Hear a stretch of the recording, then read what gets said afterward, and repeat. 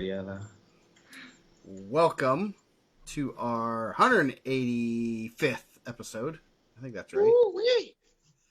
Of Gorilla Radio. I'm Joe Caprino.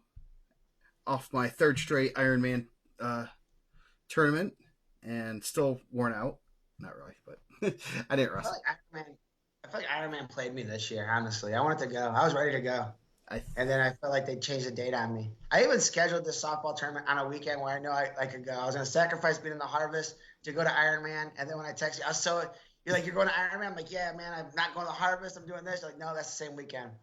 Oh, I'm already in. And I had to coach both the 16s and the 18s this weekend, so I didn't have a choice. Yeah. Oh, you still kept up on the results, watching lots of matches. So not a lot of work got done on Friday. Hopefully nobody from Cleveland Cliffs was watching. Not a lot of work got done. I was watching it from my computer. Man, did I ever tell you, like, I got some, like, bonus points from the boss, like, one time? I usually leave at 3:30. I get there at, like, 6:30. And, like, when USA Basketball played I think it's Serbia. Whoever they played in the semis, remember they were losing really big. Yeah. Then they came all the way back. I think it was Serbia. And I was just so hooked on the game. I just stayed late. I stayed till like 5:30 because I was watching the basketball game. But my computer faces, so you walk by my office and you can always see like that I'm on my computer watching or working. And he's like, hey. So the next day he's like, Mike was here late, stayed after 2 hours, got more work done, and I didn't do anything. I was literally like, USA. I was heading it up. Nice. Yeah. That was a good game, though, honestly. That was an awesome game. Yeah. Yeah, no, it was it was pretty busy. I mean, I know we were texting a lot and sharing all the insight and everything. It's always I like Ironman because the Indiana people were there, but it's I don't want to compare it to like a Super 32 or a Fargo where they're all on the same team. They're all rooting for each other. Brownsburg, Crown Point are cheering for each other. Obviously, you had Rossville, Warren Central, Mater Dei, guys are warming up together. I want to say like the Warren guys were warming up with Weaver and stuff. So it almost has like that kind of feel like that. And so everyone's cheering for each other, and it's a lot more relaxed because it's more Indiana versus the world versus Crown Point versus Brownsburg versus Warren Central and stuff. So the coaches are a little bit, I won't say more, they're relaxed, I guess. Not exactly the right word I want to use, but it's also one of those things that it's a cool environment just because they're competitive, but they're competitive with everybody else. And I think, I mean, they actually tell us this all the time. Like, I think everyone wants those guys to hate each other and be this, like, bloodbath rivalry. But they kind of like each other, right? Yeah. That's what they both sides say. Is like, we love those guys, and we like to hang out with those guys. Obviously, we've been on both. They're pretty fun. Both those groups are pretty fun. But I know that's one of the things that they're always like, oh, man, we get along really well. And I think the state's like, oh, man, these guys are, these huge rivals. But I don't think it's really like that. And obviously, like Kyle Erzman from the region, and I think he wrestled for those guys before at Vince. I'm pretty sure he wrestled for Vince at LC, and some club stuff with Bill. So they have those relationships. Like when they're out there, obviously they want to win and get chippy because they're competitive. But I mean, they're on a lot of the same teams together. Like growing up, those teams that were going all over the country. Yeah. So it's they're right. I mean when that whistle blows at team state, they want to. They're at each other's throats, but then afterward they're friendly with each other. And I think all those teams kind of know that same thing, that they're pushing each other, but they also are kind of grateful to be pushed and stuff. And that's what's making Indiana wrestling better, is having that kind of competition. So man, dude, we actually should have had this before the Ironman recap. Dave Doster's already started wrapping Christmas presents. I haven't bought any, so. I haven't bought any either, and OC just walked in, so I haven't bought OC a single Christmas present. But I think those guys are very aware of each other too. Like they're very aware what either one of those guys are doing. Like I'll hear from the other side about something that's happening or something I just heard, and they're like, "Is this really going on?" I tell them the truth. I like both those guys. So Yeah, they're what's fun to funny hang is the around with, other. and that's where I keep going back, and you get some good information, and get to kind of hang out with, get to know the kids a little bit and stuff. And it was I guess we'll talk a little bit about it. If you didn't listen to the interview I did with Derek after the first day, do it. It was very candid. I mean, and Derek's been like that with me for a long time, even when he was at Mishawaka. He saw a lot of the, we used to bring a carload of kids over there every week, and so he kind of knows. We've known each other for a while, and he, man, that first round was brutal for Indiana kids. So It wasn't going good. yeah, they took out about 180 kids. Last year it ended at about midnight. After midnight, the damn Clark brothers kept wrestling and winning. They're pretty good.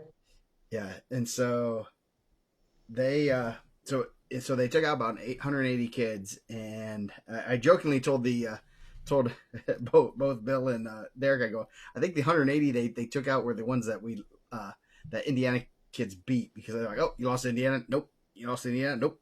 I mean, because it was like, geez, we just got, and we were even talking the draws, but when you have less kids there, you have a lot more opportunity to draw a seeded wrestler. Man, some of those draws coming out were like brutal. At some point, I was like, man, I think Crown Point really made someone on set. They were like, yeah. So these guys are getting some really tough draws. Yeah. I mean, obviously, like Caesar draws the champ right out the gate. Yeah. Welcome to high school wrestling, Caesar. You get the number one guy in the. I think Walters is probably the number one guy. That dude's a monster. Yeah. And yeah, So yeah, you get some pretty good guys, and that's man, it's some tough wrestling, and it's one of those things. I was talking to someone today, and I was like, he was asking how it was going and stuff, and I'm like, man, I mean, it's just the level of the wrestling there is just crazy. And I go, yeah, this week I'm gonna go see Carroll and Bishop Dwenger. I go, that's gonna be like going from watching the Olympics to a JV match, Nothing against Carroll Dwenger, but that level of man, come on, bro. You got to represent for the Wayne. You got to go somewhere else, man. Tell it's Bishop Nolan, whoever. Yeah. Well, that's where I'm going because I have to pick someone up that's going to be there. But yeah, like in the interview with Derek, he says something that's like, I think resonates. Like when I was younger, I used to be like, man, like Indiana's the best, right? And I wish that we could go out and do these tournaments because we'd be winning Ironman and Beast of the East or whatever. And then like you understand it's like region football. We always think we're really good until we play Indy. It's like, oh, we're gonna win a state championship. Oh, that's Brownsburg. They have 14 Division I prospects that play defense, so they have 3 guys that are rotating out. Yes. But you realize, and Derek says it, like you're a guy that barely ever loses gets smoked by a guy, and then 2 rounds later you see that guy get smoked. Yeah. And dude, it's incredibly tough. I mean, Indiana did well. I think was that the best showing that we've had? They did well. Yes, I know top wise, by far. Yeah. And it didn't start off very well. We took some losses early on, and I mean, I'm sitting there thinking like, oh crap, we're never gonna get invited back to this thing again. I'm like, same. I mean, it was like brutal. That I don't know what our record was early.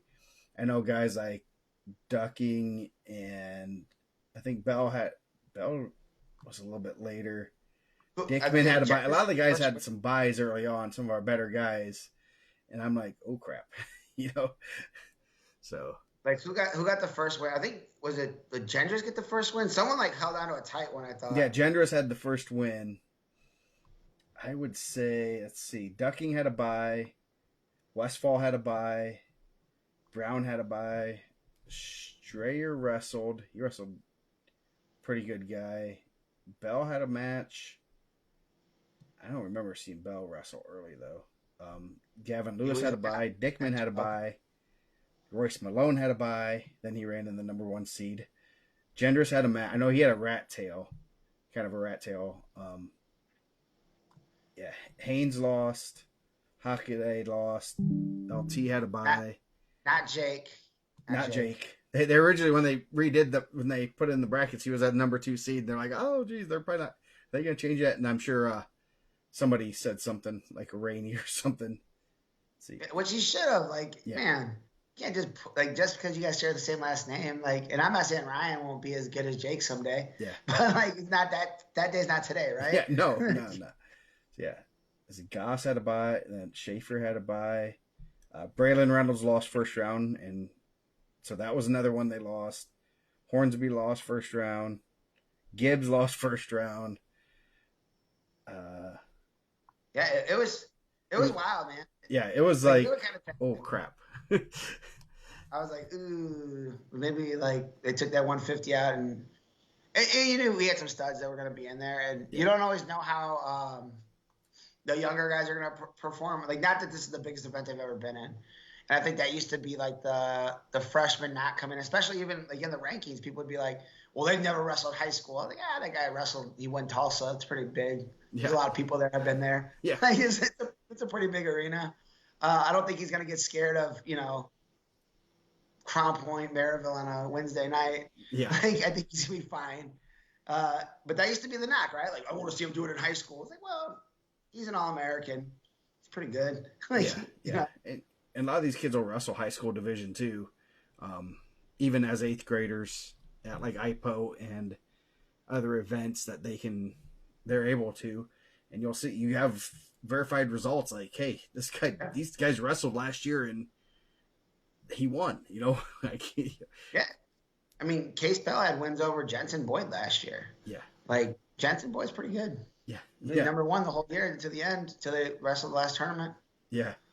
So, going down, I mean, like I said, Indiana had a great tournament. Really, probably PA, right? PA won the most matches. Probably PA. PA is really good at wrestling. In case you've been living on it, they did do real well. Ohio, like St. Ed's, St. Paris, Graham, their perennial powers are down a little bit.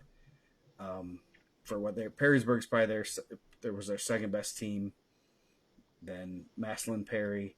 So I'd say PA, since 3 of the top 4 from PA, 4 of the top 5 are from PA schools. So I'm gonna say PA. I'm just take a without going too deep. So PA is not bad. Yeah, they know how to wrestle there. So yeah, I guess we'll kind of go through kind of some of the guys. Trayvon Ducking, we might spend a little bit of time talking about him here. Ran his way to the semifinals. He's good. He's really good. That was came in really nice as a 11 seed, and then beat the 6 seed, and then the 14 seed to make the semifinals. And we've only had, before him, there was only one other semifinalist in the other 2 years, so that's pretty impressive. I'm wearing this nice Contenders sweatshirt that was given to me. They had a pretty good go. Contenders had a pretty good showing there. Yes, they did. Trayvon had a really good summer.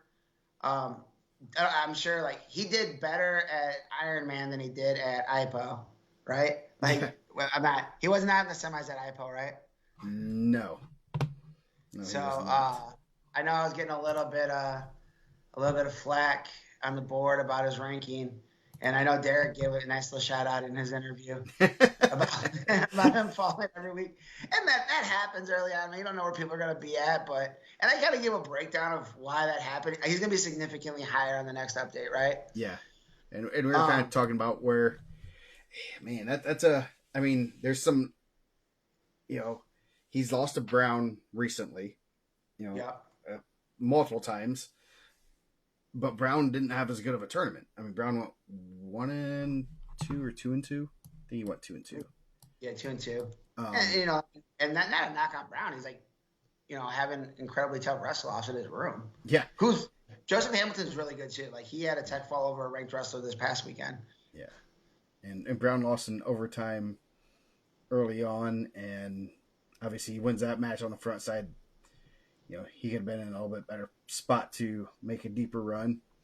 I mean, But yeah, so yeah, that was. I mean, ducking looked really good. Still, he's undersized, especially at that. Yeah. Dude, the size of these kids, like, it's. I mean, ducking looked like he was 2 weight classes, smaller than most of the guys he wrestled. I'm sure he is pulling a little bit of weight, but man, the size of these kids, Indiana kids, are tiny compared to these guys. Other than maybe like Dickman and Bell were both of standard size, I guess, for that. I mean, it's just, you're looking at how big some of those guys are, and I mean, they're going. A lot of those guys going to prep schools, and they have all the time in the world to train. So, Ducky lost 1-0 in the semis. And it was like a kind of a late escape. And then I felt like, I thought at the end of the second, I thought there could have been a stall call or a stalemate, which I think he got banged for a stall call late. The other kid did, and which would have tied it. But there was like a 35-second where like the kid was just kind of holding a leg. There wasn't a stalemate. And I think Ducky was trying to cut the corner. And I mean, it's one of those things, if they stop it, you're like, oh man, he's about to score. But also you let 30 seconds run out the clock where maybe he could restart. Yeah. So no, ducking, very impressive. You coming in, making the semifinals out of the 11th seed, that's pretty good, especially in a weight class the 106 is just going to be loaded. And I know he made some noise there. And Farnsworth was the 2 seed. He lost in the finals in overtime to Noble. Noble wrestled Tegan Newell there last year. Yeah, Noble got a little lucky. There was it was around a 16 match. He was up 10-5. Got cement mixed to his back for 7. So he was down 12-10. Got the escape. It was 12-11. That's how it ended. And the scorer totally screwed it up. They ended up making it 13. They 13-13 and went to overtime. Then Noble won. That was like, yeah. You think they'd have better table help, right? No. Yeah. And I don't know what. You can hear a lot. If you watch it on Flow, you can hear a lot of chirping. You can hear a lot of colorful language with coaches coming to the table. Yes. You can hear the table workers talking about their day. Yes. One guy had a bad back. His neck was hurt. It was like first round. It was going to be a long day for him. That's a grind being a table worker there. Bro, it's an unforgiving job. Oh, I mean, I say that half jokingly, but man, you don't want those coaches yelling at you for screwing up on those matches, because, I mean, those coaches put a lot of time into that, and that's not something you want to mess up. So, ducking. We're still kind of discussing. I mean, I know where do you throw him in as a ranking wise? We jokingly said he's probably going to be maybe top 10 now. Yeah, at least top 5. At least top 5, okay. Man, he was 11 seed and he was like 9th in the state. Like that kind of made me feel some type of way. Him and Farnsworth was a good match at Elite 8. Also, I think it was 5-4. Yeah. I thought I knew he was going to have a good shot to win that. He was right there. Yeah. So I think Joe said what he had to beat, it'd be number 1. I think top 4, but he ended up 5th, 6th. So, I mean, leave in the comments what do you guys think? Should he jump the number 1 spot? I mean, I'm gonna make the decision. I'm gonna run it by my guys, but I mean, do we just make it a Twitter poll? That might be the easiest. No way, man. Then that becomes a popularity contest, and then everyone's gonna say rankings don't mean anything. Then we get a long email about how I ruined everyone's life, and then they're gonna tell me rankings don't mean anything. Nice. So my favorite email. 113. Case Bell's pretty good. Yeah, and really good. The came in as a 12 seed, ends up 3rd. Really, lost a 1-point match to which Bachman? That's Freddie Bachman. In the semifinals, ran it back to 3rd. Is he world champ or number 1 in the world in his weight for that age group? Because I think both of them are ranked pretty high in the world for like Puerto Rico, right? Yeah, I think Like they both are pretty darn. I don't know what. They both like to stall. Yeah, yes, they are very good at stalling. Stalling, man. I was a little disappointed. I'm not gonna lie. I'm a little disappointed with the Ohio refs. I've always been told Ohio bangs guys quicker than the region. And stalling, nope. Bring them over to Indiana. We'll show them what stalling is. Dude, McCall, Blair, McGill, tell them bottom man stall. Teach them how it's done. Yeah. So Bell had a great tournament, and that was a kind of a coming out party. Obviously, we have him ranked number 1. He's placed at Fargo a couple times, had some a lot of good national success, and kind of put a big stamp on, hey, I'm pretty darn good. Yeah, really good tournament for him. You go 4-3 with the champ.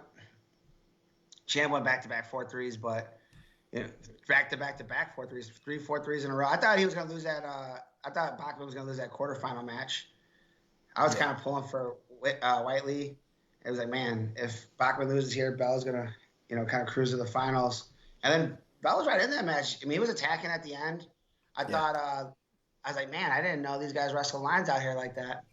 I thought being a world champ, you'd want to be, out there being. I mean, we kind of said it to you. Like, I'm sure the Bachmans are not watching Gorilla Radio to hear me talk trash, but I thought being like an explosive freestyle wrestler, like the stuff that they had online and like some of his like Pan Am game stuff, I thought he was going to be super explosive and take a lot of shots, have a lot of offense. I thought he was going to be Bo Bassett out there. Yeah, I didn't know he was going to be heels on the line the whole time and make Case Bell chasing the whole match. Yeah. Bell only allowed one, other than he allowed 4 points total, 3 of them to Bachman. Not a bad weekend. You wrestle 5 matches. 1, 2, 3, 4, 5, 6 matches at Ironman, only allow 4 points. That's not bad. I'm not just gonna say.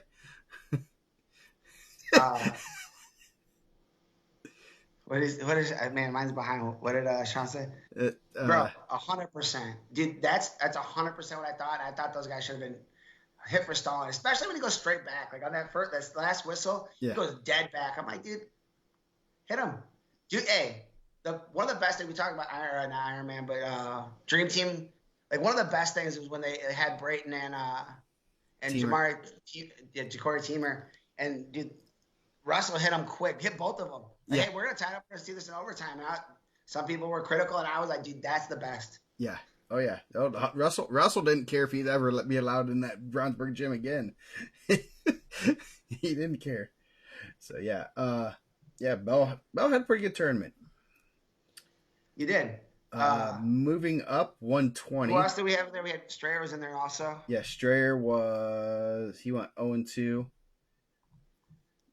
Tough tournament. When it's your first tournament, I mean, not easy. Yeah, that's not. And you draw the number 2 seed right off the bat, and know that's a long way back. It's a long way back against a lot of tough kids.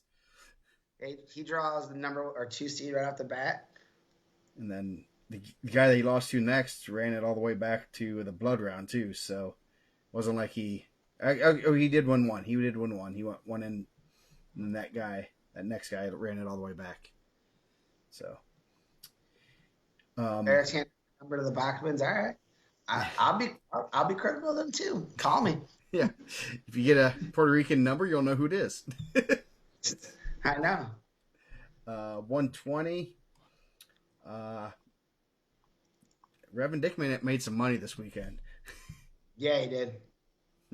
Dude. I think he was making some money before that. I know he's been on a couple trips, and I'm sure like they're talking to him pretty good. Sorry, my cat's trying to like get all my attention right now. She didn't like you talking trash about Bachmans. Dude, I swear, bro, I didn't know he was a Puerto Rican cat too. Yeah, Revan Dickman had a really good. I thought he had a really good Ironman last year. I think we did the grade rankings, and I thought he moved up significantly higher after he beat Dom Reto. Dom Reto was a world champ. Like I posted that on the forum too. Someone's like, "Oh, he lost to a world champ." I was like, he has 2 wins over a world champ now, and he's 2 times. That man. 2-time world champ. Yeah, I thought he dominated that match. Yeah. That was a match I was like, I'm sure that they had that kind of circle and they were like, oh man, like we're gonna get that one back. And I thought Dickman kind of went at him. Yeah, I was 7-1 when I saw the seeds. He was a 7 and Munaredo was a 2. I was like, ooh, that's spicy. I was like, like how? Like, I mean, I don't know. Like, does Willie do the seeds? I know you wanted to get him on. I would love to ask him why you did that. No, he doesn't do the seeds. I think one of the directors or whatever, I think he might look over them, but they kind of do them their own way, and they're not really bad at all by any means. But that one was a little interesting. You had a head-to-head right there. Like he beat him. Like he beat him at your tournament. All you have to go back is your track wrestling last year. Oh boy! Right? Like that's pretty straightforward. Yeah. And he dominated. And I don't know, because Munaredo is tough. There's no doubt that Munaredo was one of the best kids in the country. And you messed me up. Like, I thought you're Italian, isn't that Moretto, right? Munaredo. I think that's how you say it. How do you say it? Munaredo. I know he was supposed to be a Mount Carmel kid at some point. Yeah. So I don't know if, I mean, you won 2 world championships, and this is why I was talking to Smiley. I was like, he wins 2 world championships. He's beating Russians, Iranians, Azerbaijanis, Ukrainians, all the Europeans, Japanese guys. But Dickman he pinned him last year. He pinned him. And now he beats him 7-1 where it wasn't even really that close. It's like, does Dickman just have his numbers? Is it just a style matchup?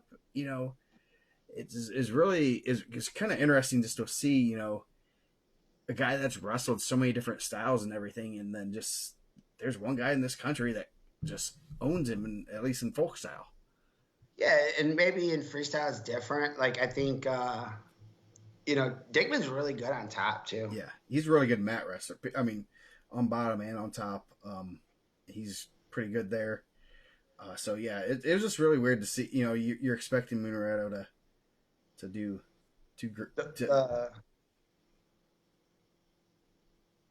sorry.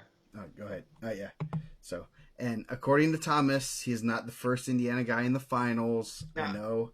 If Sergio would have went back to Chesterton, he would have been the first Indiana guy in the finals. Yeah. It's as clear as that. He chose to go to Mount Carmel. He came to Indiana, won a state title, and then left. Yeah. You rep the South Side now, bro. I'm sorry. Yeah. No, we love our Sergio. We love Sergio. I do. I like Sergio. I'll tell Elaine too. I know Kike was in there, but like, if you would have came to Indiana and been there, I think that would have been the one. But he chose to go to Illinois and, chase his dreams there, which is good. I'm happy for him. We don't get to claim that in the region. When you guys are trash talking East Chicago semi-state, and I'm saying all of our guys are in Illinois, no one has my back. No one's like, oh yeah, those guys are winning state championships in Illinois too. Nah, they ain't doing that, right? Yeah. You guys don't give me that. When we were like, hey, we lost Gable. Gable was our guy. Gable Stevenson was with us. And then no one cared when he went to Minnesota. No one had our back. Yeah. They like it when all the region guys, the region's weaker because they all leave. Yeah. I think we got 5 guys in Illinois right now at Mount Carmel. It's Indiana Sebastian Garcia, William Gafton, Hodges, Acuna, Justin Williamson. We got one back though. Yeah. You finally got one to come back over the border. So yeah. I know like Sergio did, and that's awesome. I'm super happy for him. Like, but the first guy actually in an Indiana singlet, how about that? Yeah. Like in the finals, if that's the way we want to divide it, like he stayed in Indiana, I'm sure he could have went to Wyoming Sem if he wanted to, or they have a pretty good pipeline down at Lake Highland Prep. Yeah. So. Yeah, and I don't know if he could. I don't know if he's Catans's very well either. So that's maybe why he stays up here. Yeah. But I think that's like one of those things. Yeah, we were included. I mean, we got to. If they didn't medal, man, we might not put Bo and VZ on there. Yeah. We had to like up our game, man. We had to put our numbers up. Yeah, I mean, VZ wrestled 2 years in Indiana. Bo still is technically an Indiana resident. He represented Indiana at Fargo and cadet duels. So I think Sergio did too, right? Yes. Yeah, I think he represents. So, yeah, we promoted Sergio when he was in the finals. I know Yeah, so, but now we have I get real it. Indiana teams there. So, I get it though. yeah, no, Sorry, back on point. yeah. So, Gavin Lewis was what Dang, 2 and Eric oh, trying to steal Reverend Dickman's love, huh? yeah. So Gavin Lewis was 1-2. Lost to Bachman. Both Bachman was the Indiana killer this week. Beat Royce Malone, another great draw. First match, Bachman. Gavin Lewis, second match, Bachman. Bachman, Royce Malone wrestled Bachman tighter than Gavin Lewis, and that's pretty interesting. yeah. So, and that would be, I'll say that obviously very interesting. You say, well, what's earlier in the day? They had basically 2 hours between weigh-ins in there, so it wasn't that off the scale type match. And plus, that was second round, so there was, they were probably as easily 1-2 o'clock when they first wrestled. Probably about 1 o'clock, probably when they wrestled. I'd assume 2-3 hours in. So, and then on the backside, Lewis lost his next match, and then Malone won one, and then lost to the guy that made the placed 8th. So that was, I mean, they both lost to guys that the guy that Lewis lost to. Obviously, they both lost to the champ and guys that were pretty deep in the tournament. So, them getting pushed somewhere else could have been a little bit differently. Lewis lost to Chaz Robinson. Okay, Chaz. that's right across the border, man. That's 30 minutes from the house. Yeah. So, homeward Flossmore. Going down 126. Gavin Gendris, he went 3-2, won his first match, and then lost a tough one in overtime, and then made a little bit of run on the backside. Was one win from making the second day. Landon Haynes, sorry, was 0-2. 132. LT Hawkins won his first match, then lost to Saudate from the Slam Academy. Saudate's really good. Yeah, he ran into a buzzsaw after that, though. Yeah. Right? Yes. He ran that Jack's Force fella. Yeah, Salate was putting in that work. Tech fall, fall, tech fall. And then, Forrest is like, hey, I might just get a tech fall on my own. Yeah. Yeah. That's the thing that, like you say, like you saw him pin Hawkins in less than a minute, and then 2 matches later, he gets tech fall. Yeah, it's tough. A top 3 guy in our state got pinned in a minute, and then that guy got tech fall. Yeah. But Jack Forrest is pretty good. He's out there beating college guys right now. Yeah. He's probably going to get a lot of money when he wants to go to college too. Yeah. I thought Gavin Genders wrestled really well. I thought the first match, the first match that he lost, the one in overtime, I was able to watch that one. I thought like early on he was attacking, looked really good. Then he kind of just took his foot off the gas and he kind of bit him. I think that's not the place to do it, right? No. Like you're not going to just coast on the lead there unless you're wrestling lines and holding position. Unless you're Bachman. Yeah. Well, you got world titles, man. It's hard to. Sometimes they don't want to bang the guys for stalling that, got world championships. Yeah. Jake Hockaday did not wrestle. His little brother Ryan did not. He was 0-2. Eddie Goss lost had a tough one right off the bat. Mason Rohr from Maslin Perry. Runner up at IPO, right? Yeah. Yeah, he's pretty tough. And I saw that match coming up. That's going to be a pretty tough match. And then Goss won a couple on the backside. He was scheduled to wrestle Hawkins, but he injured. He folded out. Goss was 1 match from day 2 also. 138. Sessa was, what was he? Was he 1-2? Yeah, I believe 1 and 2. 1 and 2. We'll kind of go in reverse order. Braylon Reynolds lost a tough one first round by 1 point.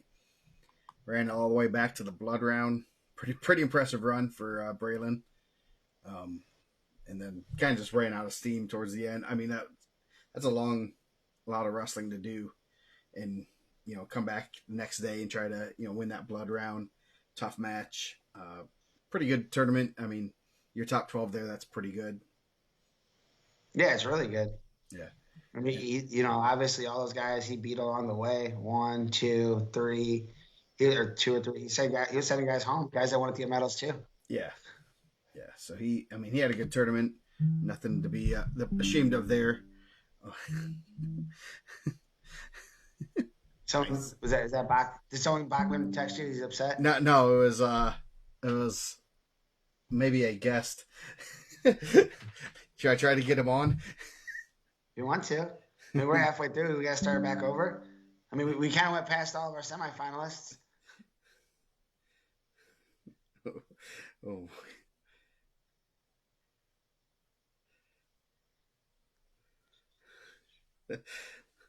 We'll see. We'll see what he says. Isaiah Schaefer had a really good tournament. Yes. Yeah, Greg, because Isaiah had a hell of a tournament, and he's always been one that's always done real well at national events. He's made day 2 at Super 32, wrestled deep at Fargo and stuff, but never made it to the podium. So yeah, so he's never really made the podium, but he's always been, we've always known he's pretty good, done really well, and finally punched through. And I think that, it was good to see. He wrestled really well. He was pretty, placing 7th there, really good. Just an impressive tournament. And I know I've kind of heard some schools that he was kind of narrowed down to from what it sounds like, and gonna be interesting to see if he picks one of the 2 schools that I'm hearing. Both are very much out of the box, and I think he'll do well both of them either way. But I was kind of, when I heard that, I was like, ooh, it kind of piqued my interest. And the one school I'd heard from another recruit about was in their final 2 or 3. So I know it's kind of interesting to hear some schools that are out of our little area that are looking at Indiana kids. So I don't want to, without permission, I don't want to kind of say that stuff live on the air. But yeah, it'll be interesting. I'm sure he'll make a decision too. I'm sure he made some money and maybe piqued the interest of some other schools after this weekend. So he wrestled Jace Paradon from Lake Highland Prep, who was at IPO too. So it's interesting to see. Did you want to talk about his coaching? He did not have his dad in the corner, right? No, but he had super mom. And I texted Greg, I was like, congrats, Isaiah looked really good. I go, and your wife is the MVP. She has probably about maybe a year old, maybe just around a year old baby. She's taking pictures and videoing at the same time. And, obviously yelling encouragement and everything. And I'm like, dude, that's a wrestling mom. So, congratulations to them. Schaefer looked real good. And it was really cool to see like Brian Smiley was over, all but in the corner, cheering for him when he had, when he Brownsburg kids weren't up and stuff. And, that was really cool to see the camaraderie between the Indiana kids and, cheering each other on and stuff like that, even coaches. So, yeah, he did real well. I was really impressed with, it was really cool to see him just finally bust through and make a podium and, make a name for himself. Because like I said, we've known he's a really good wrestler, very talented, and done a lot of good things. And came in and wrestled above his seed, and that's pretty good at a tournament like that. Oh yeah, he wrestled awesome. So, what a tough weight, man. That's a stacked weight class. Yeah, and he beat a couple. He beat the 6 seed in the blood round. He beat 13 seed. So he beat guys that are above him, and obviously finish 5 spots above your seed's pretty good. 144 was not a good weight for us. Yeah, looked like it was a good way for us. No, Gibbs went 0-2, a little bit surprising. And that's one of those things that's, man, it's a tough tournament, and you just never know what kind of matchups you're going to hit, or who you're going to see there. Logan Haney went 0-2. Peyton Hornsby had a good tournament. He ended up losing the first round, and then won 2. He won 3, went 3-2, lost in the round to go to day 2. He's pretty good. So I think, like, not like in a disrespectful way, so I don't want like Center Grove to send me angry emails. They did not have a great first round. No, Center Grove had a tough first round, and then was able to run it back on the backside pretty well. Yeah. They obviously, I don't even know if they had anybody seeded. They might not have had anyone seeded too, which I don't want. That doesn't always make, especially if you're a 10 to 16 seed. That's not really a crazy favor because there's so many landmines in there. But yeah, so that's if you're not seeded, the chances of running into someone good is pretty high. 150. Parker Reynolds beat the 16 seed early on. Lost to the number 1 seed, who ended up winning it. Baca went 0-2. Reynolds then won another one and then lost in the round to go to the second day. Reynolds looked solid in his matches. Obviously, running into the champ early on. That match against Heath, that was a good match. I was able to catch that one. Ride outs. I think both those guys were pretty good on top.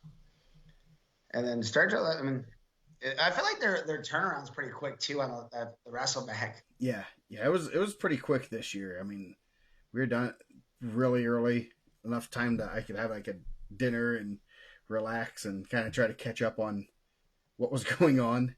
So yeah, definitely went a lot quicker. 157. Man, we had a lot of entries there, didn't we? Yeah, 57 was pretty good. Yeah. Like we had 3 or 4. We had, if you consider 1, 2, 3, 4, 5, 6. We had 6 guys there. If you consider Bo and Mason Day, a little bit of a Hendricks County crime right there. First round, or technically second round. So, yeah, Bo kind of went on like a local run, huh? Yeah, he gets Day, and then he wrestles Liam Kelly from Mount Carmel and wins that one, and then he wrestles Will Denny of Marist, which is right pretty close to us too. Yeah, he looked good. He ended up getting 7th. We won't spend too much time talking about him. Arbery, surprisingly went 0-2. That's was an interesting. He was right in both matches. Obviously, there's very few matches Arbery's not in.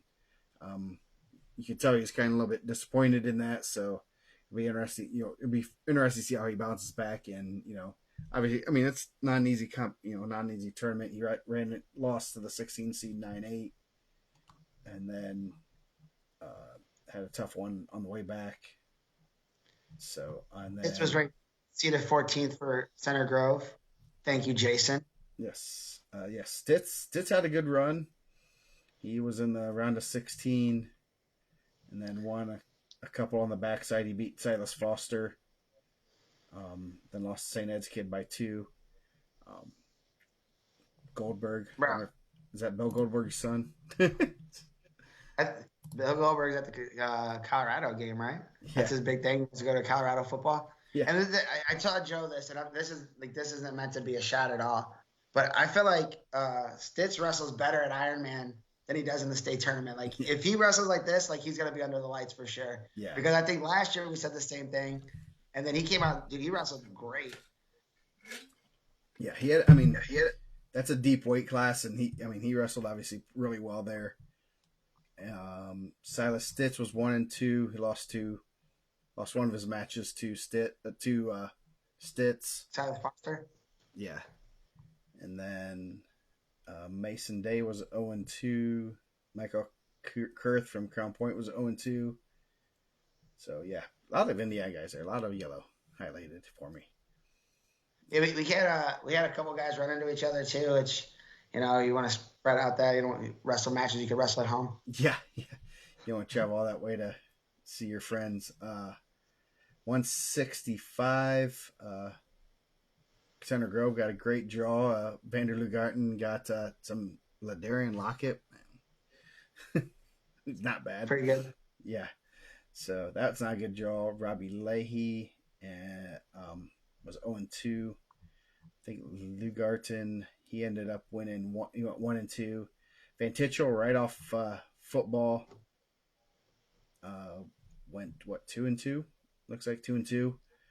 I thought he wrestled really well, especially coming right off a football field. Is that Ben Smith? He wrestled the. No, that's Ben Smith from Utah. I asked the same thing. Okay, I did not even. I would have felt like an idiot if I didn't know that. That'd have been funny. But he looked really good. I thought he looked really explosive. Even in the match he lost to go the next day, I thought it was a pretty good match. Overtime match, back and forth. He's fresh off football, maybe a little heavier than he wants to be right now. So it'll be interesting to see how he where he fills out. 175. We had a Miguel Rojas Royland Kressel match. both the Lake Highland Prep guys had to wrestle Indiana guys. Man, and I thought for a little bit, I thought Rojas was holding position pretty well, and then Kressel just opened that up. Man, he looked really good.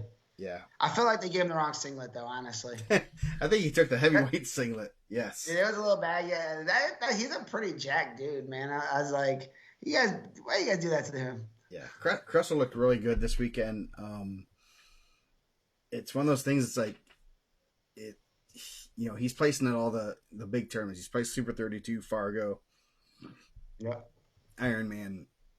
I mean, won the state tournament. That's a pretty big one. Yeah, that's a good one. And so it's now, fairly expected that he's going to place at these tournaments. I know he was a little upset. He's like, I want to win one of these damn things. So look for him to continue. He is fun. He's number one. He's fun to watch. He is. And he can, we don't get to see it very much in Indiana because he dominates so much, but he is a good scrambler. He's a sneaky good scrambler. And you watch some of his matches, like Cunningham and stuff. He can scramble, and he's fun to watch. Did he pushes the pace? He's there to score points. You're right, dude. He's exciting to watch. Just seeing him break guys, man. He was able to. You're at one of the toughest tournament, not one of the toughest tournament in the country, and he's out there breaking guys. Yeah, that was pretty wild. Yeah. And you can just hear it. Like I said, you go back and watch those on flow, you can hear the corner. Hey, again, and he's just pushing the pace. Yeah. He looks really good.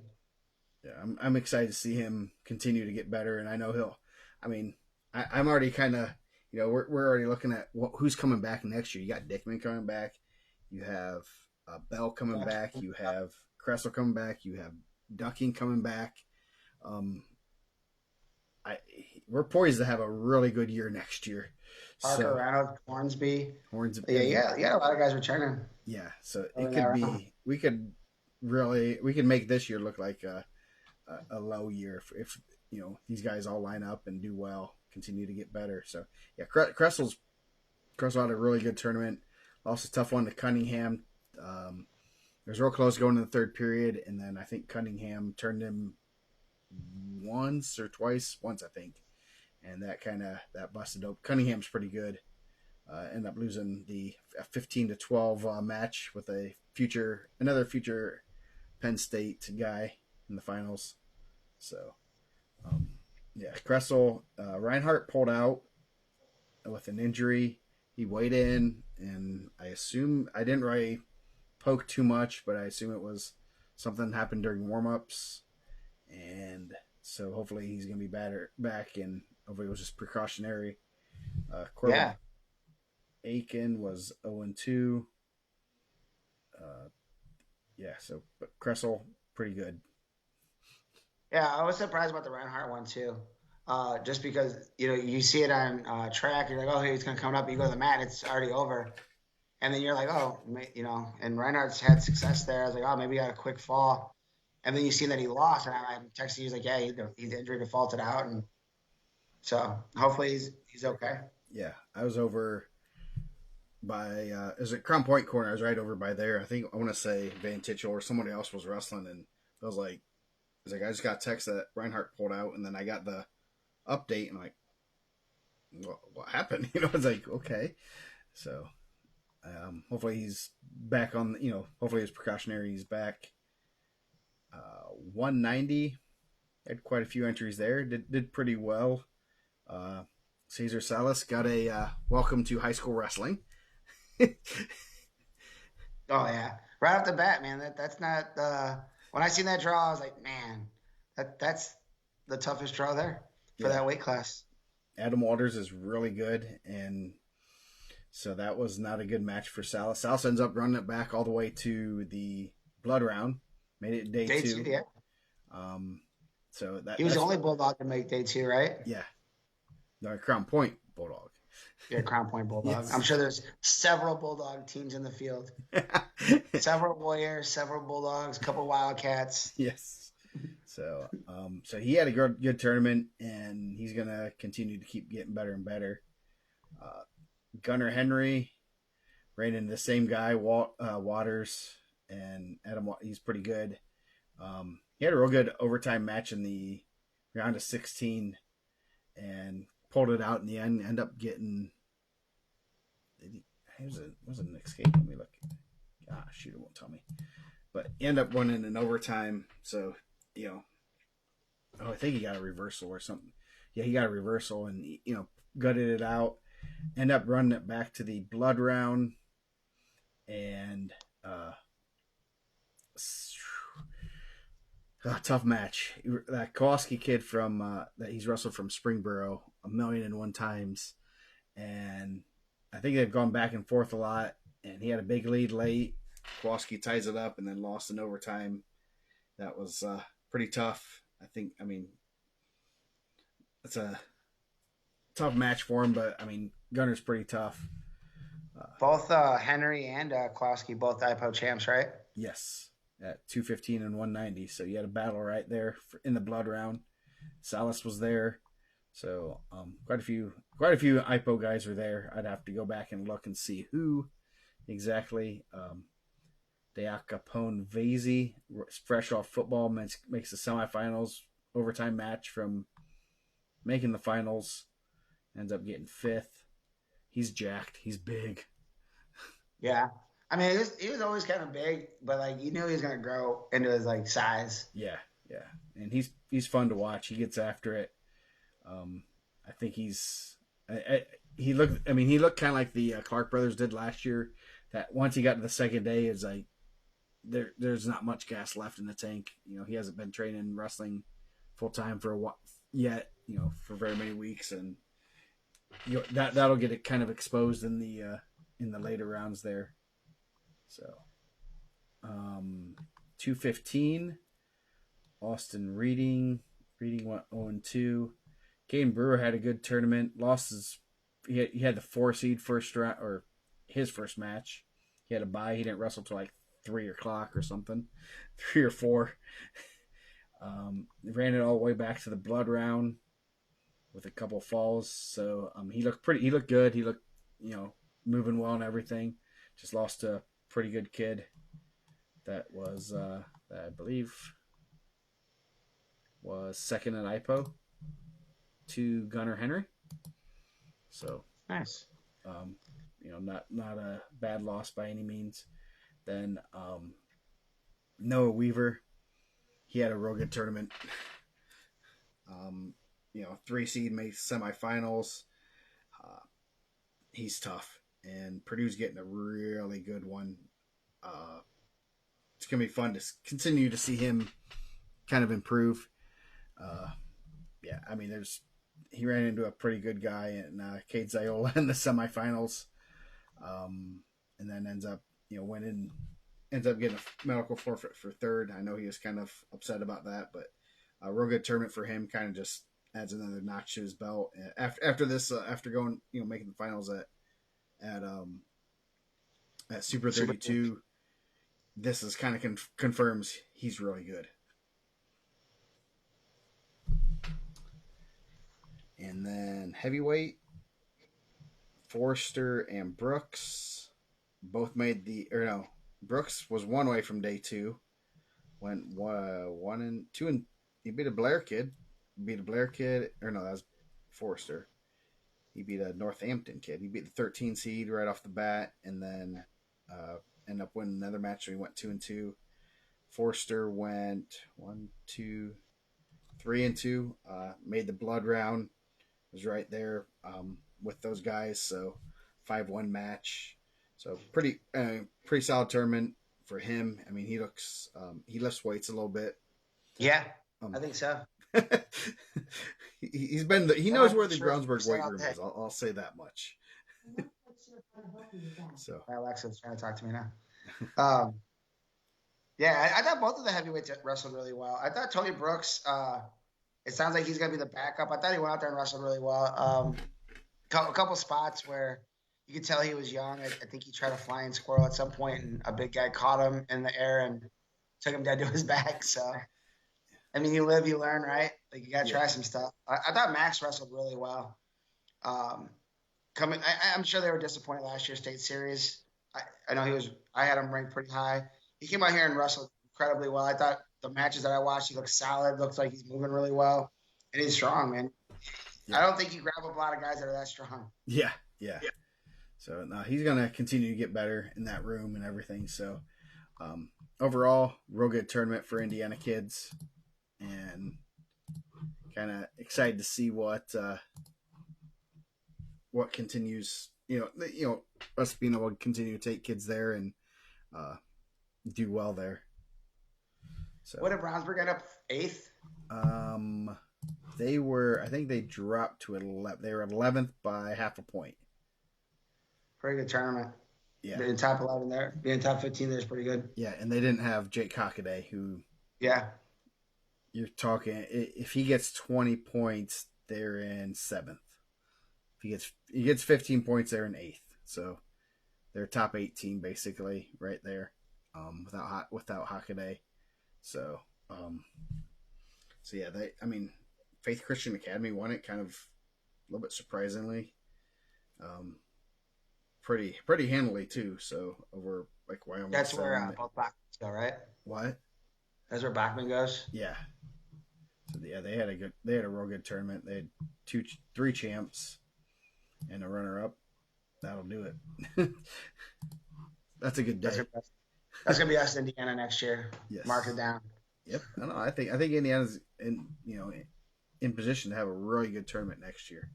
So hopefully maybe we can get a couple of the couple guys that are coming back into the tournament that aren't at that aren't at Crown Point or Brownsburg or Center Grove. A couple of those guys, and have a real good tournament there. So, that's a lot. Anything else you want to say on that's about Ironman? an hour worth down. So, other events. There were other events going on this weekend. The official first week of kicking off of wrestling. I'm going through last week's stuff. A lot of good results. I thought a lot of good wrestling. I mean, the stuff for Cathedral was a little messed up, so we were kind of looking at some of the results there. They're a little bit off. But I mean, you had like a Case Bridge, St. Laurent match that looked like a fall, but I guess it was like an 8-6 match. Yeah, 8-5, I think. I'll have to double check, but yes. I thought I said this out there, I'm gonna say it now. Like, shout out to the teams that only have like 7 guys or 6 guys, and they're still using track wrestling. Because some of these big schools are out here, not using track. Because some of these used to be on track, right? I thought this Cathedral Super 6 was on track. I knew Westfield was on track. Yeah, Westfield used to be on track. I think Cathedral uses track. I think just a couple of the teams usually always use track, so it's easier to get that stuff. But so shout out to like the squads that are only running like 6 dudes out there, and they're just putting in forfeits that are out there paying for track. Yeah. I appreciate you guys. Yes. Yeah. That was that's nice. I mean, we kind of know who uses track on a regular basis, so it helps us to kind of find those results and put them in or look at them. So yeah, let's see some of the results. With the big dual results, I'm just looking through them right now. See if there's anything Columbus is still Flood Central, right? Yeah, yeah. That was at the Jeffersonville event. They had some good duels there. I was looking at the other duels first. Delta beat both. They both beat South Adams. They ran through most 2/3 of Adams County. They beat South Adams 51-25, and then they beat Belmont on Saturday 44-35. So 1 versus 2 and 2, or 1 versus 3 and 3A. So Delta had a real good week there. Yeah, they're a good squad, man. They're a lot of times in those duels, as long as you're not running a bunch of forfeits, they got probably about 4, maybe 5 guys that are going to win 90% of their matches, right? Yeah. So they are pretty. That should be might be a 2A preview. Rex, you know I'm going to listen on Friday to Joe and Rex. He doesn't listen to he can't get enough of me. So and then obviously we had the next super duels. I have to always mention that.